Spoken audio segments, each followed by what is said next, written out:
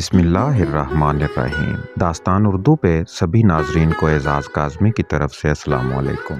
آج کی ویڈیو میں ہم تذکرہ کریں گے حضرت خواجہ قطب الدین بختیار کاکی رحمۃ اللہ علیہ کا، جو حضرت بابا فرید رحمۃ اللہ علیہ کے پیر و مرشد ہیں، اور خاص طور پر یہ تذکرہ کریں گے کہ حضرت خواجہ قطب الدین بختیار کو کاکی کا لقب کیسے ملا۔ حضرت قطب الدین بختیار کاکی رحمۃ اللہ علیہ کی زندگی نہایت تنگ دستی کی تھی۔ گھر میں اکثر فاقہ رہتا تھا۔ آپ کو کسی سے نذرانہ قبول کرنے کی عادت نہ تھی۔ اپنا بیشتر وقت اللہ تعالیٰ کی عبادت و ریاضت میں گزارتے تھے۔ آپ کے پڑوس میں ایک پرچون فروش تھا جس سے آپ قرض لے لیا کرتے تھے۔ اس پرچون فروش کی بیوی نے آپ کی اہلیہ کو طعنہ دیا کہ اگر ہم لوگ تمہارے پڑوس میں نہ ہوتے تو تم لوگ بھوکے مر جاتے۔ اس عورت کی یہ بات آپ کی اہلیہ کو بہت ناگوار گزری اور اس بات کا ذکر آپ سے کیا۔ اس پر آپ نے فرمایا، آئندہ قرض نہ لینا، اور میں بھی عہد کرتا ہوں کہ آئندہ اس سے قرض نہ لوں گا۔ جب ضرورت ہو تو ہمارے حجرہ کے طاق میں ہاتھ ڈال کر پکی ہوئی روٹی لے لیا کرو اور اس کو اپنی ضرورت کے مطابق صرف کر دیا کرو،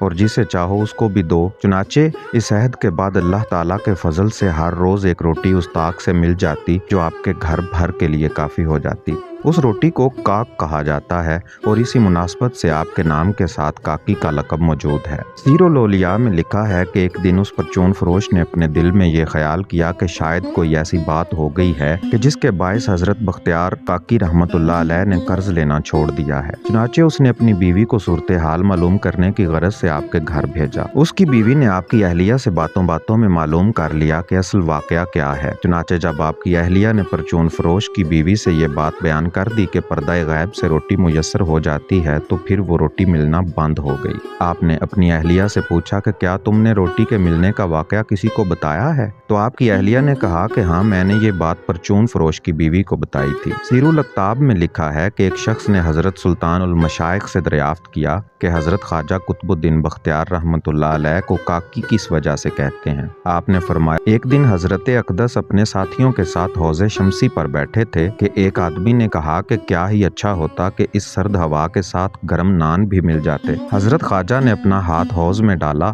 اور نان گرم نکالے اور ساتھیوں کے سامنے رکھ دیے، اور سب نے سیر ہو کر کھائے۔ اس روز سے آپ کو لوگ کاکی کہنے لگے۔